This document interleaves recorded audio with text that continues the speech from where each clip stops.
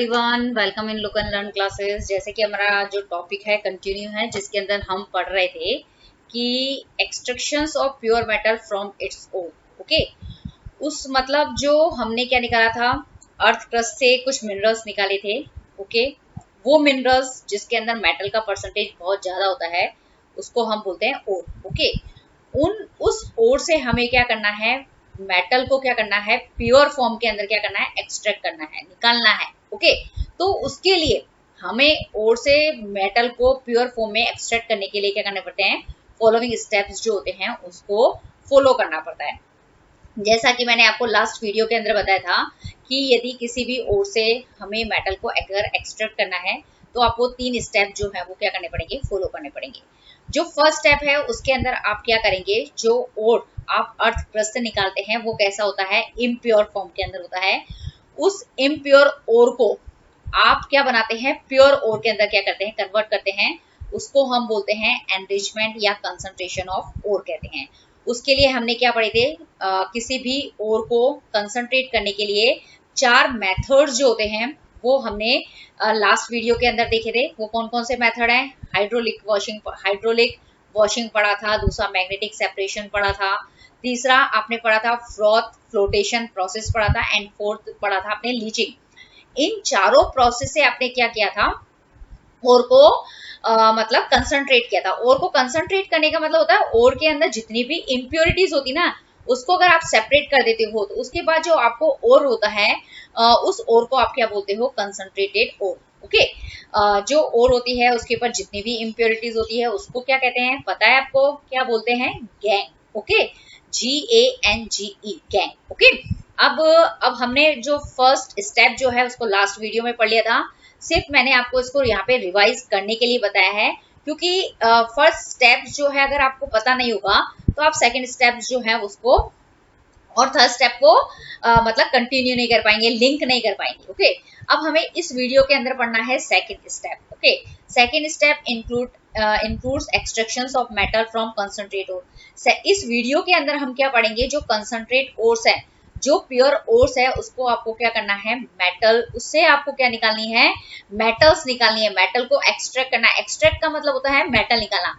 कहाँ से निकालोगे आप मेटल, मतलब जो कंसंट्रेट ओर है, जो प्योर ओर है, उससे आपको क्या निकालना है, मेटल को एक्सट्रैक्ट करना है, जो हम इस वीडियो के अंदर मतलब इस पार्ट के अंदर हम देखेंगे। ओके, फिर जो थर्ड स्टेप्स होता है उसके अंदर जब आपने मेटल निकाल ली, वो मेटल भी क्या होती है, उसके अंदर भी कुछ क्या होती है, इम्प्योरिटीज होती है, मतलब इम्प्योर मेटल आपको निकलती है सेकंड स्टेप के अंदर।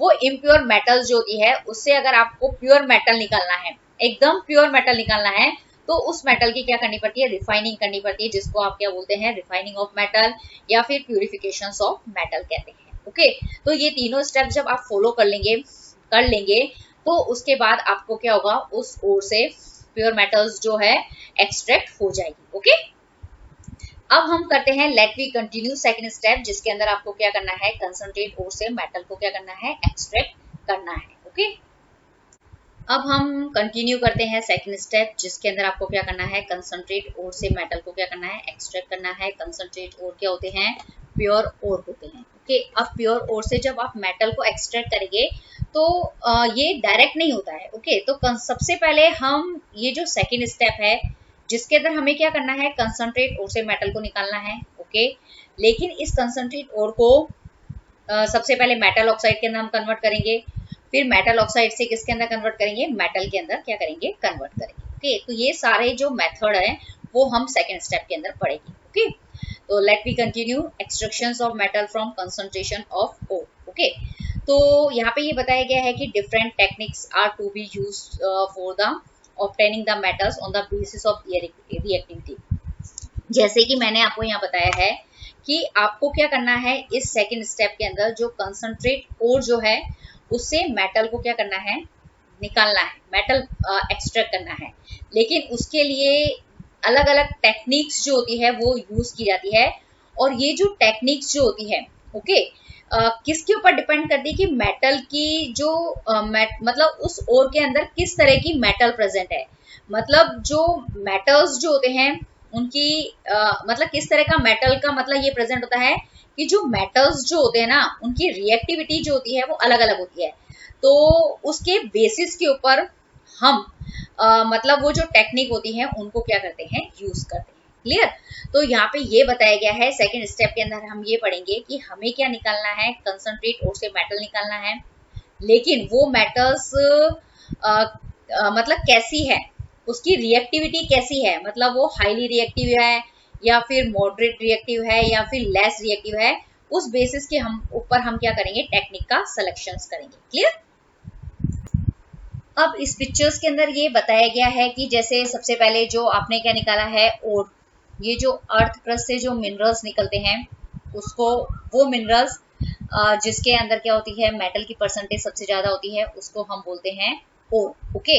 ये जो ओर होते हैं वो इम्प्योर ओर होते हैं। जहाँ पे मेरा एरो है वो वहां पे आप समझते जाना क्या है, ये इम्प्योर ओर होता है, मतलब इम्प्योर मिनरल, मतलब मिनरल्स है जिसके अंदर मेटल का परसेंटेज बहुत ज्यादा है, उसको हम बोलते हैं ओर। मतलब कुल मिला के ये जो ओर है वो इम्प्योर है। जब इस ओर में से आप इम्प्योरिटीज जो होती है, इम्प्योरिटीज कैसे होती है, मतलब इम्प्योरिटीज किस फॉर्म में हो सकती है, सैंड की फॉर्म में हो सकती है, सैंड, सॉयल, मड, कोई भी प्लांट हो सकता है उसके ऊपर, उस मिनरल मतलब उस ओर के ऊपर, या फिर कोई केमिकल इम्प्योरिटीज होती है, तो उसको हम क्या कर देते हैं, जब उस ओर से रिमूव कर देते हैं तो उसको बोलते हैं हम कंसंट्रेशन ऑफ ओर। ओके, ये हमारा फर्स्ट स्टेप है। ओके, इसमें ये जो फर्स्ट स्टेप जो है इसके अंदर सिर्फ हमने क्या किया है, इम्प्योर ओर को प्योर ओर के अंदर सिर्फ कन्वर्ट किया है। क्लियर। अब ये फर्स्ट स्टेप के बाद हमें क्या करना है, मेटल को इस कंसंट्रेट ओर से हम क्या करेंगे, मेटल को एक्सट्रैक्ट करेंगे। लेकिन मेटल को एक्सट्रैक्ट करने के लिए मतलब हमें ये पता होना चाहिए कि उस ओर के अंदर किस तरह की मेटल प्रेजेंट है। यदि उस ओर के अंदर मतलब जो मेटल प्रेजेंट है यदि वो हाईली रिएक्टिव है, तो आप उसके लिए मतलब अगर हाईली रिएक्टिव मेटल है तो उस ओर से मेटल को एक्सट्रैक्ट करने के लिए कौन सा प्रोसेस आपको यूज करना पड़ेगा, इलेक्ट्रोलाइसिस करना पड़ेगा। मतलब सबसे पहले उस ओर को मोल्टन करना पड़ेगा, मोल्टन ओर के अंदर कन्वर्ट करना पड़ेगा, और उस मोल्टन ओर का क्या करना पड़ेगा, आपको इलेक्ट्रोलाइसिस करना पड़ेगा। और इलेक्ट्रोलाइसिस के बाद में आपको क्या मिल जाएगी, प्योर मेटल मिल जाएगी। क्लियर।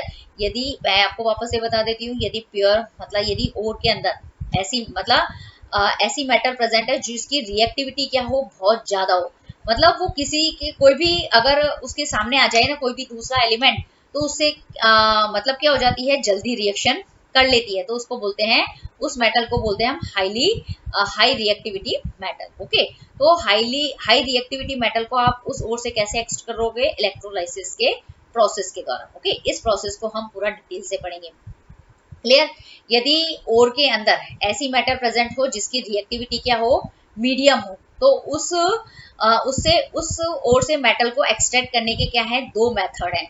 लेकिन हमें ये पता होना चाहिए कि वो ओर कौन सा ओर है, कार्बोनेट ओर है या फिर सल्फाइड ओर है। ओके, तो यदि मतलब कार्बोनेट ओर है तो आप कौन सा प्रोसेस लेंगे, कैल्सिनेशन प्रोसेस से क्या करेंगे, कैल्सिनेशन प्रोसेस यूज करेंगे। यदि सल्फाइड ओर है तो आप कौन सा प्रोसेस लेंगे, रोस्टिंग प्रोसेस लेंगे। ओके, अब क्या होता है कि जब जो अब हम ये जो कैल्सिनेशन है, रोस्टिंग क्या होता है, इसको हम पूरा डिटेल में पढ़ने वाले हैं।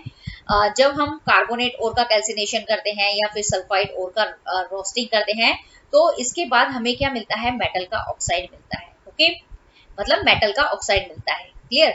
और किसी भी मेटल के अंदर से ऑक्सीजन को रिमूव करने के लिए जो प्रोसेस हम काम में लेते हैं उसको हम बोलते हैं रिडक्शन। ओके, तो ये जो कैल्सिनेशन और रोस्टिंग के बाद में हमें क्या मिला है, मेटल का ऑक्साइड मिला है, मतलब उस मेटल के साथ अभी भी क्या है, ऑक्सीजन प्रेजेंट है। यदि किसी भी मेटल से आपको क्या करना है, ऑक्सीजन को रिमूव करना होता है, तो उस प्रोसेस को बोलते हैं रिडक्शन।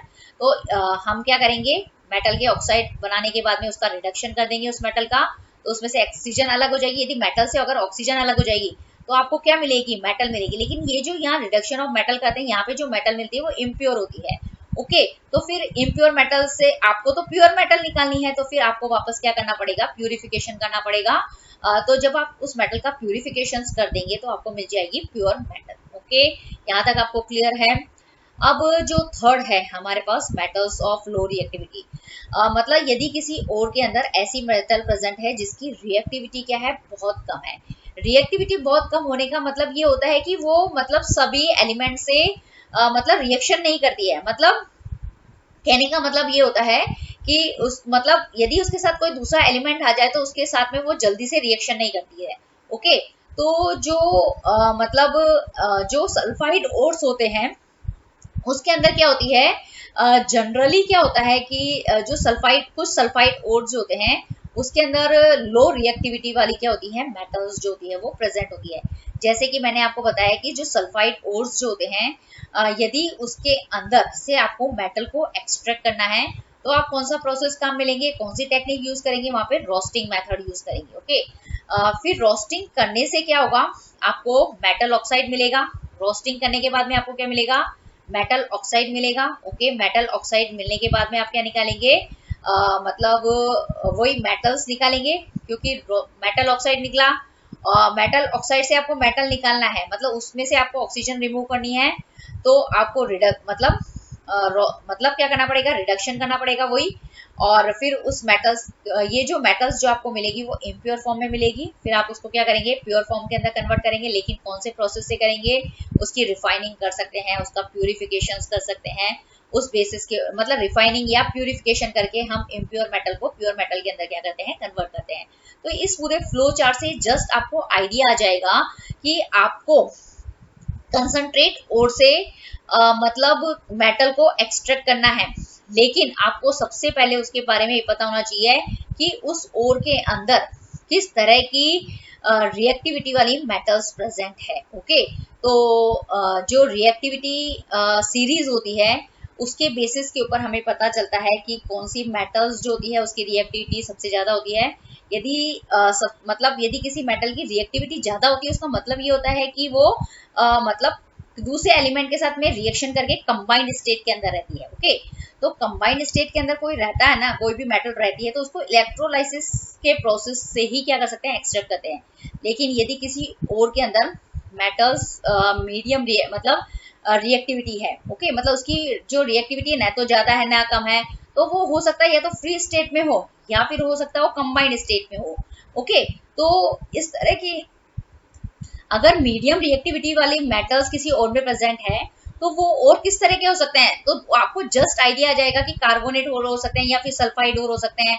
यदि कार्बोनेट हो रहा है तो आपको कौन सा प्रोसेस अपनाना है, कैल्सिनेशन। तो सी से कार्बोनेट, तो सी है तो आपको यहाँ आपको सी से मतलब जस्ट आइडिया कि सी यहाँ पे लिखा हुआ है, कार्बोनेट में सी है तो उसके लिए कैल्सिनेशन। ओके, और सल्फाइड है तो रोस्टिंग के अंदर आप देखिए कि एस आता है, तो इससे थोड़ा जस्ट आपको याद आ जाएगा कि यदि इसमें एस है तो यहाँ पे सल्फाइड और के इसके अंदर हम यूज करते हैं। ओके, तो इस तरीके से कैल्सिनेशन और रोस्टिंग प्रोसेस से आप क्या कर सकते हो, मीडियम रिएक्टिविटी जो मेटल्स होती है उसको प्यूरिफाई मतलब उससे मेटल एक्सेप्ट कर सकते हो। यदि किसी और के अंदर ऐसी मेटल प्रेजेंट हो जिसकी रिएक्टिविटी बहुत कम होती है, रिएक्टिविटी बहुत कम होने का मतलब होता है कि जनरली ये किसी दूसरी मेटल के साथ क्या होते हैं, मतलब बहुत ही ज्यादा आप कोई मतलब कैटलिस्ट हो, कोई मतलब कंडीशन होगी तभी वो दूसरे एलिमेंट के साथ क्या होती है, कंबाइंड स्टेट के अंदर रहते हैं। तो जनरली इसके एग्जांपल कौन सा होता है, सल्फाइड हो। तो जब भी सल्फाइड ओर का जब भी नाम आएगा तो वहां पे रोस्टिंग के द्वारा हम क्या कर सकते हैं, मेटल को एक्सट्रैक्ट कर सकते हैं। तो ये प्यूरी मतलब ये जो चार्ट जो है ये बहुत ही इंपॉर्टेंट है। ओके, और इससे आपको कंसंट्रेट ओर से किस तरीके से मेटल को एक्सट्रैक्ट कर सकते हैं, तो ये मेथड को याद करने का एक बहुत अच्छा तरीका है। क्लियर। अब यहाँ पे आपको जैसे कि मैंने बताया है कि जो मेटल्स जो होती हैं वो हाईली रिएक्टिव होती है, मीडियम रिएक्टिव होती है, लेस रिएक्टिव होती है, नॉन रिएक्टिव मेटल्स भी होती हैं। तो आपको क्या होती है, रिएक्टिविटी जो सीरीज जो होती है वो आपको पता होना चाहिए। ओके, वो आपको मैं भी लर्न करने का तरीका बता दूंगी कि किस तरीके से आपको ये पता होना चाहिए कि कौन सी रिएक्टिव मतलब मेटल्स जो है वो हाईली रिएक्टिव है, कौन सी मेटल्स जो होती है वो मीडियम रिएक्टिव के अंदर कंसिडर किया जाएगा, और कौन सी मेटल्स जो उसको हम लेस रिएक्टिव मेटल्स के अंदर क्या करते हैं, कंसीडर करते हैं। तो sodium, potassium, calcium, magnesium, aluminium, ये क्या है, हाईली रिएक्टिव मेटल्स होती हैं। ये मेटल्स जो होती हैं वो इतनी ज्यादा रिएक्टिव होती हैं कि वो हमेशा क्या होती है, कंबाइंड स्टेट के अंदर ही क्या होती है, मतलब पाई जाती है, मतलब किसी दूसरे एलिमेंट के साथ कंपाउंड बना लेती है। ओके, फिर उन कंपाउंड से यदि आपको इन मेटल को एक्सट्रैक्ट करना है तो कौन सा प्रोसेस लेना है, इलेक्ट्रोलाइसिस प्रोसेस लेना है। ओके, इलेक्ट्रोलाइसिस प्रोसेस के द्वारा हम हाईली रिएक्टिव मेटल को एक्सट्रैक्ट कर सकते हैं। क्लियर। अब सबसे पहले मीडियम रिएक्टिविटी मेटल्स कौन कौन सी होती है, तो वो है जिंक, आयरन, प्लम्बम। ओके, तो ये है मीडियम रिएक्टिविटी मेटल्स। ओके, इनको आपको किसी भी मतलब ओर से आपको सेपरेट करना है। तो आप इसके अंदर कौन से मतलब जो मीडियम रिएक्टिविटी मेटल्स जो होती है, इसमें दो तरह के ओर्स होते हैं, एक तो सल्फाइड ओर और कार्बोनेट ओर। तो कैल्सिनेशन और रोस्टिंग प्रोसेस के द्वारा आप क्या करेंगे, मेटल को क्या करेंगे, एक्सट्रैक्ट करेंगे। ओके, कैल्सिनेशन और रोस्टिंग से आप क्या बना लेंगे, सबसे पहले इन ओर के क्या बनाएंगे, इन मेटल के ऑक्साइड बनाएंगे। फिर उसका कार्बन से यदि आप रिडक्शन कर देंगे तो कार्बन की हेल्प से यदि उन मेटल ऑक्साइड से क्या कर देंगे, आप ऑक्सीजन को रिमूव कर देंगे, तो आपको क्या मिल जाएगी, मेटल मिल जाएगी। क्लियर।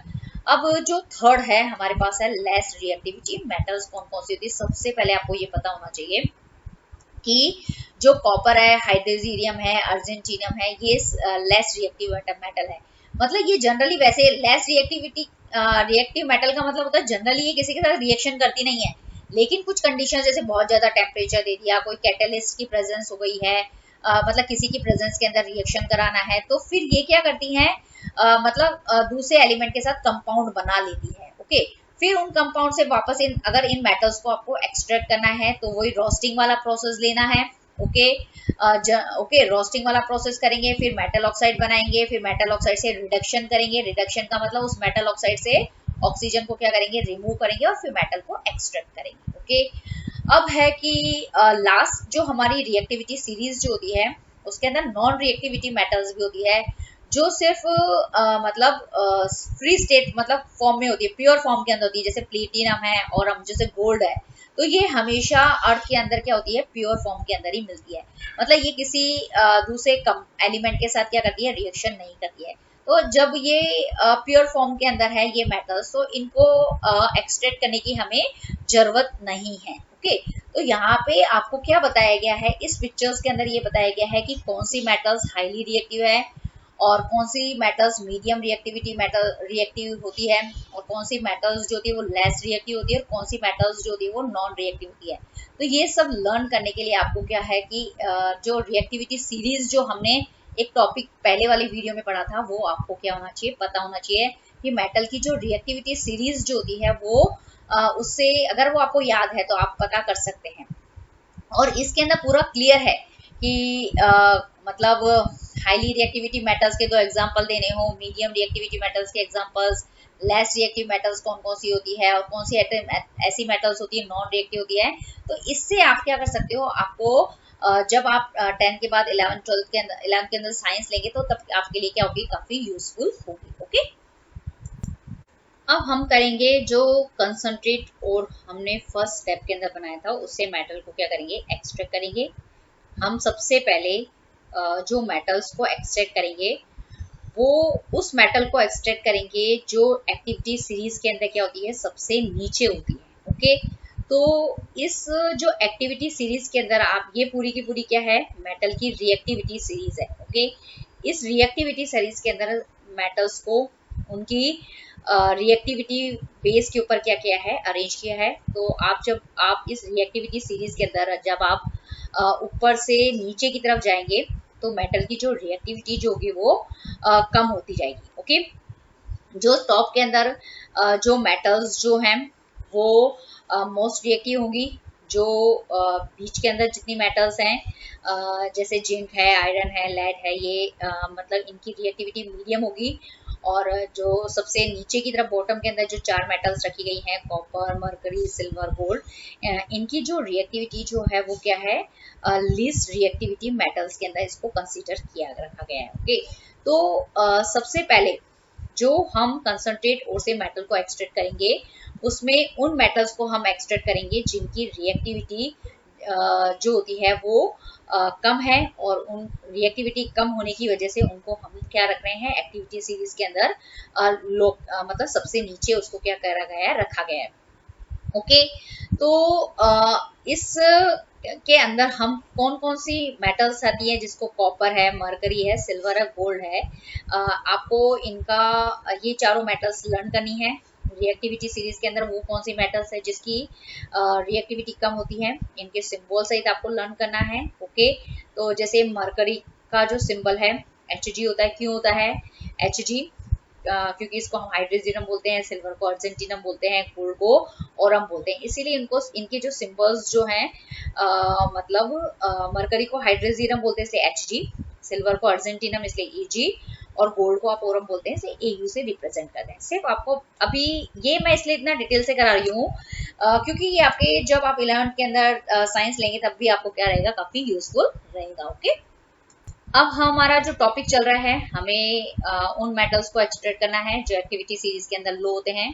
उनमें से 4 मेटल्स हैं, कॉपर है, मतलब मरकरी है, अर्जेंटिनम है, सिल्वर है, गोल्ड है। ओके, इनमें से हम यहाँ पे जो मतलब जो मरकरी है और जो कॉपर है उसको हम क्या करेंगे, एक्सट्रैक्ट करेंगे ओर से। क्लियर? तो metals low in the reactivity series are very unreactive. जो एक्टिविटी सीरीज के अंदर सबसे जो नीचे रखी गई मेटल्स जो होती हैं वो अनरिएक्टिव होती है, मतलब वो जनरली किसी से रिएक्शन नहीं करती है। ओके, इसलिए वो क्या है, अनरिएक्टिव मेटल्स के नाम से भी हम उसको जानते हैं। Clear? The oxide of these metals can be reduced to metal on heating alone. Okay, यदि आप उन मेटल्स के क्या बना लो, कंसंट्रेट और से क्या बना लो, उनके ऑक्साइड बना लो, और उन ऑक्साइड को क्या कर दो, आप रिड्यूस कर दो, तो आप क्या बना सकते हो, मेटल्स बना सकते हो। तो इसके लिए आपको क्या करना है, सिर्फ उसको उस कंसंट्रेट ओर को क्या करना है, सिर्फ हीट करना है, सिर्फ गर्म करना है। कंसंट्रेट ओर को आप हीट करेंगे तो आपको क्या मिलेगा, ऑक्साइड्स मिलेंगे। सबसे पहले उस मेटल का ऑक्साइड मिलेगा, फिर वो जो मेटल का ऑक्साइड मिलेगा उसका आप क्या कर दोगे, रिडक्शन कर दोगे। रिडक्शन करने का मतलब उस मेटल ऑक्साइड में से आप क्या निकाल देंगे, ऑक्सीजन निकाल देंगे ना, तो आपको क्या मिल जाएगी, मेटल मिल जाएगी। Okay, clear? तो मतलब कहने का मतलब क्या है, कंसंट्रेट ओर को आप हीट करो, मेटल ऑक्साइड बनाओ, मेटल ऑक्साइड को रिड्यूस करो, फिर उससे आप क्या निकालो, मेटल्स निकालो। क्लियर? तो सिनेबार, सिनेबार क्या होता है, मर्क्यूरिक सल्फाइड होता है, जिसको हम ओके, मर्क्यूरिक जो सल्फाइड्स जो होते हैं ना उसको हम सिनेबार बोलते हैं। ओके, तो ये आपको क्वेश्चन पूछा भी जाता है कि जो मरकरी का जो ओर होता है उसका नाम आपको पता होना चाहिए, सिनेबार, और उसका जो मतलब फॉर्मूला है वो क्या है, HgS, आपको पता होना चाहिए। When it is heated in air, it is first converted into mercuric oxide. फिर mercuric oxide is then reduced to mercury on further heating. इसके अंदर ये बताया गया है कि सबसे पहले ये जो है मरकरी का क्या है, मतलब ओर है, जिसको आप सिनेबार बोलते हैं, जिसका सिंबल है HgS। इसको क्या करेंगे आप, मतलब हीट करेंगे। ओके, इसको आप क्या करेंगे, गरम करेंगे। सिर्फ गरम किस में कर रहे हैं, एयर की प्रेजेंस में कर रहे हैं। तो ये जो मर्क्यूरिक सल्फाइड जो है वो किसके अंदर कन्वर्ट हो जाएगा, मर्क्यूरिक ऑक्साइड के अंदर कन्वर्ट हो जाएगा, और कौन सी गैस निकलेगी, सल्फर डाइऑक्साइड गैस निकलेगी। तो जो सल्फर जो है वो इस ऑक्सीजन के साथ रिएक्शन करके सल्फर डाइऑक्साइड गैस बना देगी। क्लियर? पहली चीज यहाँ पे जो फर्स्ट स्टेप है उसके अंदर हमने मर्क्यूरिक सल्फाइड से क्या बनाया है, उसको मर्क्यूरिक ऑक्साइड के अंदर कन्वर्ट किया है। क्लियर? अब ये जो मर्क्यूरिक ऑक्साइड जो है इसको आप क्या करेंगे, वापस हीट करेंगे। Okay, mercuric oxide is then reduce to mercury in further heating. फिर जब आप इस ये जो मर्क्यूरिक ऑक्साइड जो है, मर्करी का जो ऑक्साइड बना है, इसको जब आप हीट करते हैं, ओके, तो इसमें से क्या हो जाती है, इसका रिडक्शन हो जाता है। ओके, तो रिडक्शन होने का मतलब होता है इस मर्क्यूरिक ऑक्साइड के अंदर से यदि ऑक्सीजन निकल जाती है तो हम क्या बोलेंगे, इस मर्क्यूरिक ऑक्साइड का क्या हो गया, रिडक्शन हो गया है। और जब इस मर्क्यूरिक ऑक्साइड में से ऑक्सीजन निकल जाएगी तो आपको क्या मिलेगा, मरकरी मिल जाएगी। ओके, और ऑक्सीजन जो है वो अलग आई है और वो ऑक्सीजन गैस के रूप में सेपरेट हो जाएगी। दूसरा स्टेप, तो यहाँ पे ये बताए। और ये जो मरकरी जो आपको, ये बहुत ही कॉमन है कि जो मरकरी जो होता है वो हमेशा रूम टेम्परेचर के ऊपर एक ऐसी मेटल्स है जो लिक्विड स्टेट के अंदर रहती है। ओके, तो यहाँ से ये क्वेश्चन भी पूछा जा सकता है, मरकरी ऑक्साइड के ओर का नाम क्या होता है, सिनेबार होता है, और उसका जो सिंबल है वो है HgS। क्लियर? इतना आपको पता चल गया है। तो पहला हमने क्या कर लिया है, मरकरी का जो ओर था, ओके, जो मरकरी का जो ओर था वो होता है मर्क्यूरिक ऑक्साइड, उससे मर्क्यूरिक ऑक्साइड बनाया, मर्क्यूरिक सल्फाइड से मर्क्यूरिक ऑक्साइड बनाया है, मर्क्यूरिक ऑक्साइड का ऑक्सीडेशन कर दिया है और मर्करी मेटल्स को हमने क्या कर लिया है, सेपरेट कर लिया है। तो इसके अंदर सिर्फ आपने क्या किया है, हीट किया है, ओनली हीटिंग से आपने क्या किया है, मतलब जो मर्क्यूरिक मतलब जो मरकरी का जो ओर था उससे आपने क्या कर लिया है, मरकरी मेटल्स जो है उसको सेपरेट कर लिया on heating, only heating. Okay, similarly अब इसी तरीके से हम क्या करेंगे, similarly copper which is found is copper sulphide in nature can be obtain from its ore by just heating in air. मतलब क्या होता है कि जो कॉपर जो होता है वो नेचर के अंदर जनरली कॉपर सल्फाइड ओर की फॉर्म में क्या होता है, मिलता है। ओके, उससे भी आपको क्या करना, निकालना है, यदि कॉपर को क्या करना है, एक्सट्रैक्ट करना है, तो आप सिर्फ इस कॉपर सल्फाइड को क्या कर देंगे, एयर की प्रेजेंस के अंदर अगर हीट कर देते हैं तो आप इस कॉपर सल्फाइड से क्या कर सकते हैं, कॉपर मेटल को एक्सट्रैक्ट कर सकते हैं। ओके, तो अब हम रिएक्शन देखते हैं। ये कॉपर सल्फाइड ओर है। ओके, इसको आपको हीट करना है एयर की प्रेजेंस के अंदर। एयर की प्रेजेंस मतलब इस कॉपर सल्फाइड की रिएक्शन आपको ऑक्सीजन के साथ में करानी है। क्लियर। अब क्या होता है कि जो कॉपर जो होता है, जब इसको आप ऑक्सीजन के साथ रिएक्शन कराते हैं तो ये कॉपर जो होता है इस ऑक्सीजन के साथ मिलकर बना के कॉपर ऑक्साइड बना देता है। ये कॉपर ऑक्साइड Cu2O। ओके, अब ये जो सल्फर जो है वो भी इस ऑक्सीजन के साथ रिएक्शन करके क्या होती है, SO2 गैस बनाती है। और SO2 गैस जब बन जाती है तो ये सल्फर जो होती है वो क्या हो गई है, मतलब इस बाहर निकल जाती है। मतलब ओके, गैस की फॉर्म में सल्फर जो गया वो रिमूव हो गया है। हमें सल्फर को रिमूव करना है, तो सल्फर को रिमूव करने के अंदर लिए हमने क्या किया है, मतलब इसको एयर की प्रेजेंस के अंदर, ऑक्सीजन की प्रेजेंस के अंदर हीट कर दिया है। ओके, हमें मिला कॉपर ऑक्साइड। ये जो कॉपर ऑक्साइड जो मिला है इसको आप क्या करेंगे, हीट करेंगे। और हीट करेंगे तो जब आप और इसको हीट करेंगे तो इसका क्या हो जाएगा, रिडक्शन हो जाएगा। क्या होगा, इस कॉपर ऑक्साइड का रिडक्शन हो जाएगा और इसमें से ऑक्सीजन रिमूव हो जाएगी और कॉपर मेटल्स जो भी वो आपको क्या होगी, मिल जाएगी। क्लियर। ये हमारी पहली रिएक्शन को मैंने आपको एक्सप्लेन किया है। इसी रिएक्शन को आप इसमें भी अगर लिख देंगे तो कोई फर्क नहीं है। ये जो पहली वाली रिएक्शन है इसमें आपको आगे क्या करना पड़ेगा, हीट करना पड़ेगा। और हीट जब आप इसको करेंगे ना, मतलब इस कॉपर ऑक्साइड के को आप क्या करेंगे, हीट करेंगे तो आपको कॉपर मेटल और ऑक्सीजन गैस मिलेगी। तब आपकी ये रिएक्शन जो कि वो कंप्लीट होगी पहली वाली। अब जो दूसरी वाली जो रिएक्शन है वो भी आप लिख सकते हैं, मतलब आपको लिखनी है वहां पे कि दोनों में से आप, क्योंकि बुक में दिया हुआ है तो आप लिखेंगे एनसीईआरटी की बुक में। तो ये जो मतलब ये जो कॉपर ऑक्साइड बना है, ओके, पहले स्टेप में क्या मिला था हमें, फर्स्ट रिएक्शन के अंदर ये कॉपर ऑक्साइड मिला है। इस कॉपर ऑक्साइड को आप क्या करेंगे, हीट करेंगे तो कॉपर मिल जाएगा। ओके, सॉलिड फॉर्म में। क्लियर। अब ये रिएक्शन इसको आप ऐसे भी समझ सकते हो। और ये जो कॉपर सल्फाइड है, आप जब इसको हीट करते हो तो सबसे पहले आपको कॉपर ऑक्साइड मिलेगा। इस कॉपर सल्फाइड को जब आप ऑक्सीजन की प्रेजेंस के अंदर हीट करते हो तो कॉपर ऑक्साइड मिलेगा। इस कॉपर ऑक्साइड को आप और हीट कर रहे हैं तो आपको क्या मिल जाएगा, कॉपर मेटल्स जो वो मिलेगा। और ऑल ओवर रिएक्शन के अंदर क्या रिमूव होता है, सल्फर डाइऑक्साइड गैस जो होती है वो रिमूव होती है। तो ये जो पूरा मेथड है, इससे हमने उस मेटल को कंसंट्रेट और से उस मेटल को एक्सट्रैक्ट किया है जिसके अंदर मतलब वो मेटल्स प्रेजेंट है जिसकी रिएक्टिविटी जो है वो कम है। और उनकी रिएक्टिविटी कम होने की वजह से उन मेटल को एक्टिविटी सीरीज के अंदर या रिएक्टिविटी सीरीज के अंदर नीचे की तरफ रखा गया है। तो 4 मेटल्स है, एक तो मरकरी है, कॉपर है, गोल्ड है और सिल्वर है। 4 मेटल्स है जिसमें से हमने 2 मेटल को मतलब क्या किया है, आपको यहाँ पे सेपरेट करके बताया है। तो इसमें कुल मिला के बस यही है कि जिन मेटल्स को रिएक्टिविटी कम होती है उनको सिर्फ आपको एयर की प्रेजेंस में हीट करना है, मेटल ऑक्साइड बनाना है। मेटल ऑक्साइड से आपको क्या करना है, उसको और हीट करना है, रिडक्शन हो जाएगा और प्योर मेटल्स जो भी वो आपको पता करनी है। तो यहाँ पे आपको मरकरी का ओर का नाम पूछ सकते हैं और उसका फॉर्मूला होता है HTS, वो आपको बताना है। ओके, ये बहुत ही इंपॉर्टेंट है। और जो तो एक्टिविटी सीरीज के अंदर जिन मेटल्स को नीचे की तरफ रखा गया है या वो जो जिनकी रिएक्टिविटी कम होती है, उन मेटल्स के नाम आपको, उन चारों मेटल्स के नाम आपको क्या होना चाहिए, पता होना चाहिए। ओके, तो ये आपका वो मतलब टॉपिक जो है जिसकी मेटल की, उन मेटल की रिएक्टिविटी मतलब